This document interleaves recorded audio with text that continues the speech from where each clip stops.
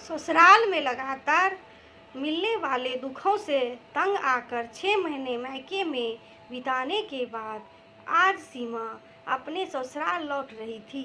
पिछले हफ्ते पिता ने उसे कहा था, हम अब बूढ़े हो गए हैं, तुम्हारी लड़ाई अब हम नहीं लड़ सकते। कान खोलकर सुन लो, अपना घर खुद बचाओ और बसाओ, जैसे एक औरत बनाती है घर। सीमा ने पिता की इस चेतावनी को भी वैसे ही मान लिया जैसे उसने बचपन से लेकर जवानी तक हर चेतावनी मानी थी। क्या पहने, क्यों पहने, बाल कैसे बांधे, कैसे उठे बैठे हंसे, सब कुछ वह पिता के कहने से पहले ही उनकी आंखों से ही पढ़ लेती और उसी अनुरूप ढलती रही। आज पिता को कहकर बताना पड़ा कि बेटी अपने बच्चे के साथ अपने घर जा रही है। इसका मतलब यह है आज तक की सबसे बड़ी चेतावनी। उसने समझ लिया। वह नजरें झुकाए धीमी रूंधी स्वर में इतना ही बोल पाई, जी पापा। माँ ने बेटी की आंखों को झांका। वह शून्य था। एक ही क्षण में बेटी कितनी सहजता से भाव बदल गई। माँ हैरान थी, लड़की कितनी स्तरों पर कैसी कैसी ट्रेनिंग करता है यह समाज। माँ सोच रही थी।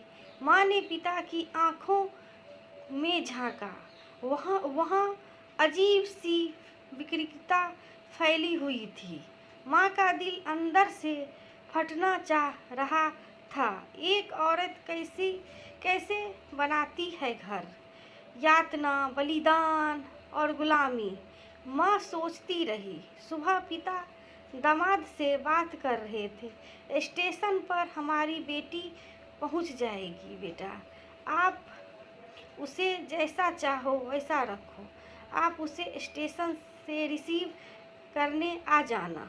सीमा ने दामाद से बात करते पिता को देखा तो अंदर से रो पड़ी।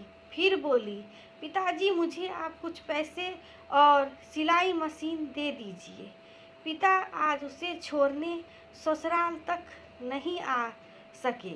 घर से ही जरूरी नसीहतें देकर बेटी को विदा किया। भाई और माँ स्टेशन तक छोड़ने आए और माँ बोली, बेटा जा ससुराल, हिम्मत मत हारना, तू कमजोर नहीं, ईश्वर तेरी रक्षा करेंगे।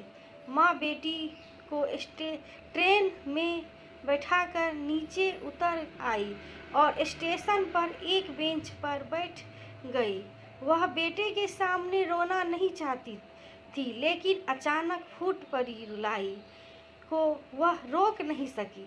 सीमा ने माँ को खिड़की से देखा। ट्रेन चल पड़ी।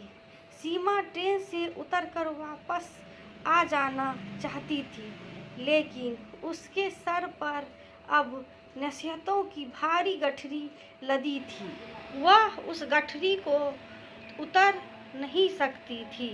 सारे रास्ते वो आंसुओं के सैलाब को पोंछकर मजबूत बनने की कोशिश कर रही थी।